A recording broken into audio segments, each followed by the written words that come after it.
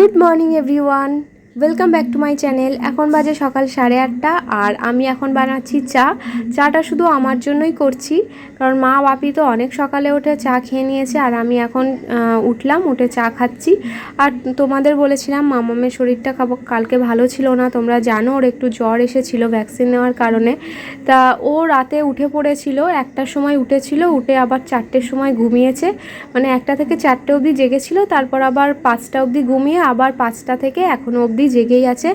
তা মা ওকে একটুখানি নিয়েছিল আর আমি ততক্ষণে 5টা থেকে এই 8টা অবধি একটু আমি ঘুমিয়ে নিয়েছি। তা এই যে না, তার মাঝে উঠে একটু ওকে খাওয়াতে হয়েছে। আর এই যে আজকের ওয়েদারটা দেখো, আজকে ঝলমলে আকাশ, তো মনে হচ্ছে ভালোই রোদ দেবে। তা বলা যাচ্ছে না এখন কখন রোদ কখন বৃষ্টি, তো বলা তো যাচ্ছে না। তা চলো একটু মামামের কাছে যাই, তোমাদের দেখিয়ে দিই মামাম কি করছে। ও মা, শরীর ভালো আছে মা? এখন ভালো লাগছে শরীরটা? আমার মার কালকে কত শরীর খারাপ ছিল, আজকে ভালো আছে আমার মা। আমার মা আজকে ভালো আছে। ও মা, চলো একটু ঘুলু করে আসি, বে করে আসি চলো। কালকে মাটা সাজুগুজু করে বেরোলো আর মাটাকে ইঞ্জেকশন দিয়ে দিল। সবাই বম্মাইশ, তাই না মা? কি সুন্দর সাজুগুজু করে রাস্তায় গেল বে করতে, আর চুচ ফুটে দিল আমার মাকে। ও মা, উঠবে না? আর একটু ঘুমাবে, আর একটু। ও মা,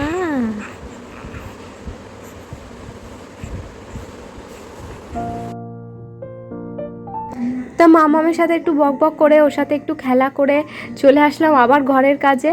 তো ওকে একটু বাপির কাছে দিয়ে এসেছি। আজকে বৃহস্পতিবার, আজকে মা পুজো করছে, মায়ের আজকে পুজোর চাপ আছে, জানো বৃহস্পতিবারের পুজো একটু দেরি হয় করতে, অনেকটা টাইম লাগে, তাই মা একটু পুজোয় ব্যস্ত আছে আর সেই জন্য বাপির কাছে দিয়ে আসলাম। বাপির কাছেও খুব ভালো থাকে মা।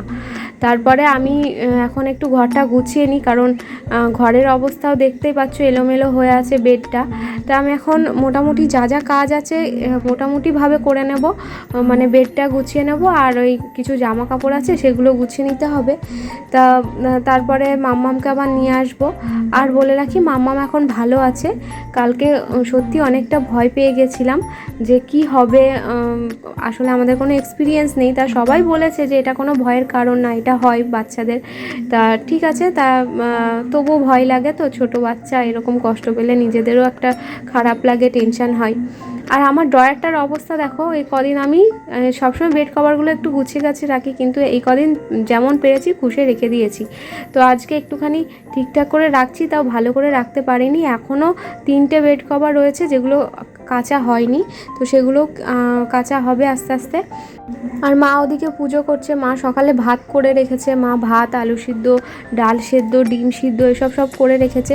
মা আমাকে বারবার বলছে খেয়ে নাও, কিন্তু আমার এখন খেতে ইচ্ছা করছে না, আমি একটু পরে খাবো। তা ভাবলাম কাজগুলো একটু সেরে নিই, কারণ কাজ পড়ে থাকলে আমার ভালো লাগে না, আমি বসেও থাকতে পারি না। যেহেতু মাম্মাম ঘরে নেই, আমাকে তো এখন কাজগুলো করে নিতেই হবে। তা দেখো যেখানকার যা জিনিস রাখলাম, মাম্মামের কাঁথার জায়গায় কাঁথাগুলো রেখে দিয়েছি। আর আজকে বেশ একটা ফ্রেশ সকাল লাগছে, একটা চিন্তাহীন সকাল লাগছে, কারণ কাল অবধিও খুব টেনশান করেছি, মাম্মামকে নিয়ে খুব চিন্তা করেছি, ও কাঁদছিল, ভালো লাগছিল না।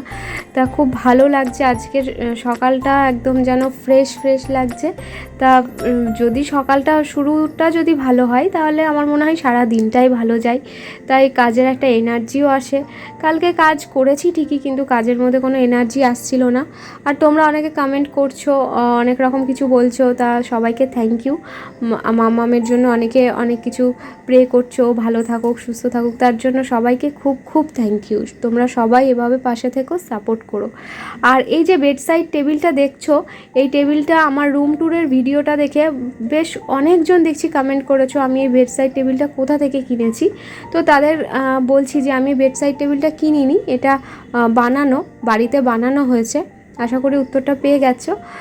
আর বলেছিলে দেওয়ালে আমাদের যেই ফটোটা রয়েছে আমার আর রতিনের, সেটা সম্পর্কেও অনেকে বলেছো। ওটা বাঁধানো হয়েছে আমাদের এখানে নিউ ব্যারাকপুর থেকে। রতিন আমাকে একটা সারপ্রাইজ গিফট করেছিল, তা ওটাও বানানোই। তা চলো এবার আমি সকালের খাবারটা খেয়ে নেবো, নাহলে মা খুব বকবে। এবার খেতেই হবে আমাকে। আর দেখো আমি শুধু ডাল সেদ্ধ, পেঁয়াজ কুচি আর লঙ্কা একটু কাঁচা তেল দিয়েই ভাত খাবো, কারণ আমার ডিম সেদ্ধ খেতে ভালো লাগছে না আজকে।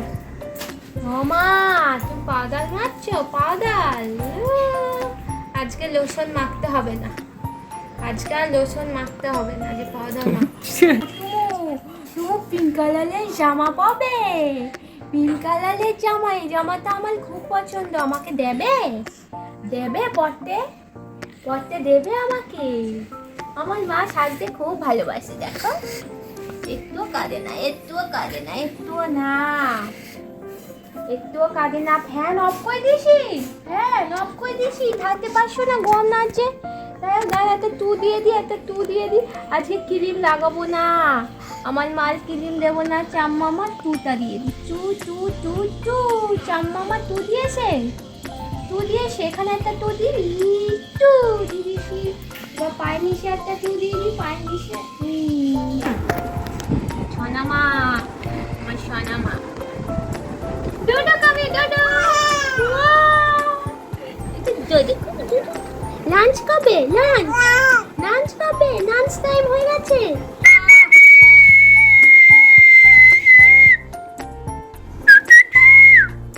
কে ডাকছে? বাবা ডাকছে, বাবা।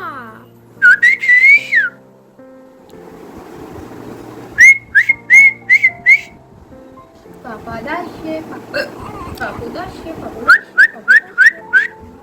হ্যাঁ, তো মামাকে স্নান টান করিয়ে তারপরে ওকে অনেকক্ষণ ধরে ঘুম পাড়ানোর চেষ্টা চলছিল। তা আমি ফেল করে গেছি, আমি পারিনি ওকে ঘুম পাড়াতে।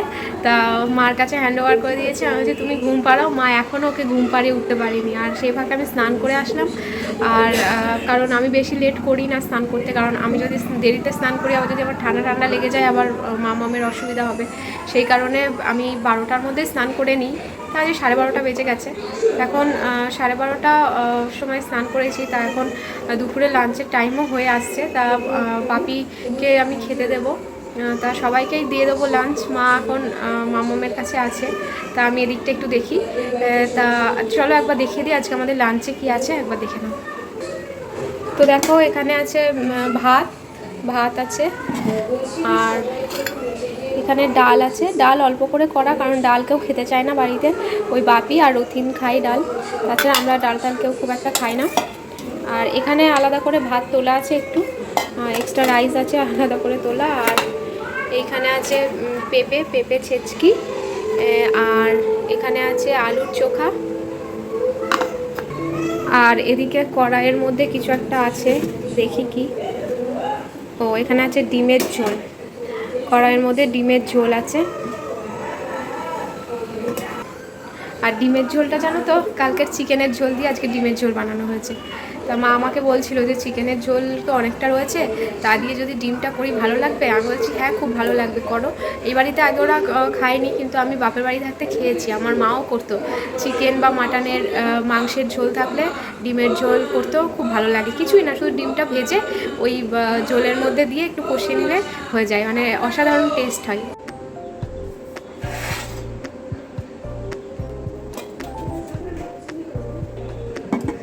মা এখন মামামের কাছে আছে। তা আমি এখন ভাতগুলো বেড়ে নিচ্ছি। আমি বাপির জন্য রথিনকে আর বাপিকে দেবো, আর আমি খেয়ে নেব। আর মা বললো আজকে একটু দেরি করে খেয়েছে, কারণ মা পুজো করে উঠতে উঠতে প্রায় 12টা বেজে গেছে। তাই মা একটু দেরি করে খেয়েছে। তাই মা বললো খিদে পাচ্ছে না, তুমি আগে খেয়ে এসো, তারপর আমি যাচ্ছি। তাই এটা আমি রথিনের জন্য এখানে ভাত বাড়ছি। তা বাপিকে দেওয়া হয়ে গেছে। বাপি যেহেতু নিরামিষ খায়, বাপিকে আগে আলাদা করে দিয়ে দিয়েছি। আর এটা রথিনের জন্য। তা রথিনকে দিয়ে আমি একটু আরেকবার ঘরে যাব, দেখে আসবো মাম্মাম কী করছে। তারপরে আমি আবার ভাত নিয়ে আমি খেয়ে নেবো। তারপরে মা খাবে বলছে। তো মা বলছে খেতে ইচ্ছা করছে না, কিন্তু আমি মাকে বলছি না তুমি খেয়ে নাও, না খেয়ে থাকতে হবে না, যেমন পারবে খাও। তা দেখতেই পাচ্ছ মা এখানে মাম্মামকে নিয়ে কোলে নিয়ে এখানে শুয়ে আছে, পা ছড়িয়ে। এইভাবে মামাম থাকতে ভালোবাসে, পায়ের ওপরে থাকতে। আর মা এটা খুব ভালো নিতে পারে। Good good evening. আর এখন বাজে সন্ধ্যে 6:30।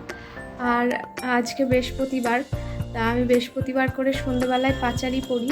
তা এতদিন পড়তে পারিনি, তা আবার এই সপ্তাহ থেকে মানে এই বৃহস্পতিবার থেকে স্টার্ট করছি। কারণ যখন প্রেগনেন্ট ছিলাম তখন তো 5 মাসের পর থেকে সবাই বলে ঠাকুর ছুতে নেই, সেই কারণে আমি পাঁচালি পড়তে পারিনি। তা আবার আজকে থেকে পড়ছি। আমি বরাবরই বিয়ের আগে থেকেই প্রতি বৃহস্পতিবার করে পাঁচালি পড়তাম, তা আজকে থেকে আবার স্টার্ট করছি।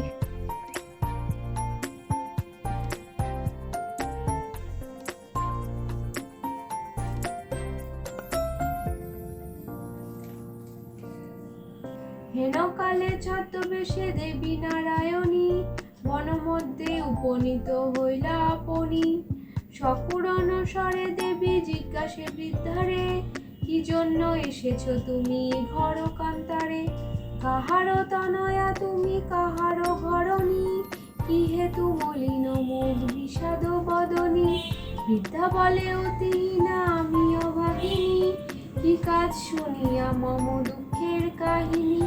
পিতাপতি ছিল মোর অতি ধনবান, সদা ছিল মোর ভাগ্যে লক্ষ্মী অধিষ্ঠান। সোনার সংসার মোর ছিল ধনে জনে, পুত্রবধূগণ মোরে সেবিত যতনে। প্রতি হইল কাল সুখ শান্তি যত, গৃহ হতে ক্রমে ক্রমে হলো তিরোহিত। 7 পুত্র 7 হারি হয়েছে এখন, সতত বধূরা মোরে করে জ্বালাতন। সহিতে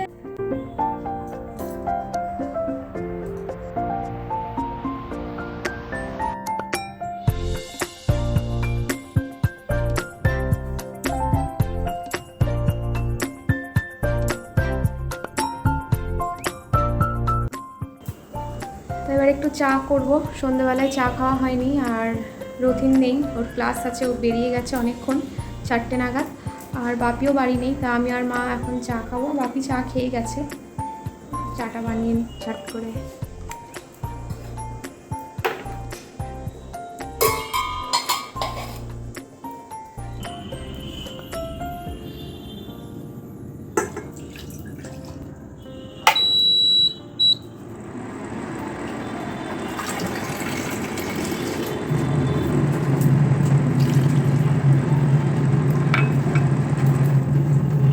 তবে চা বসিয়েছি আর কারেন্ট চলে গেল, ইন্ডাকশান বন্ধ হয়ে গেছে। এখন আমাকে আবার গ্যাসে চা করতে হবে।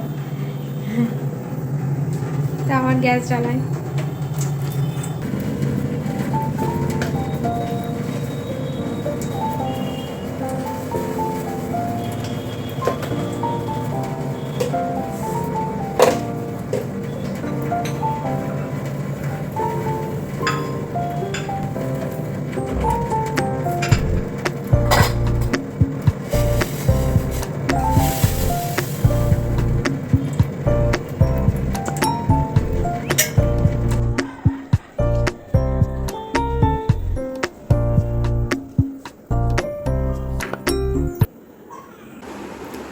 তা এখন বাজে ঠিক রাত 10:30, আর ডিনার হয়ে গেছে। এবার আমি এই যে চুল বাঁধবো, চুল বেঁধে শুয়ে পড়বো।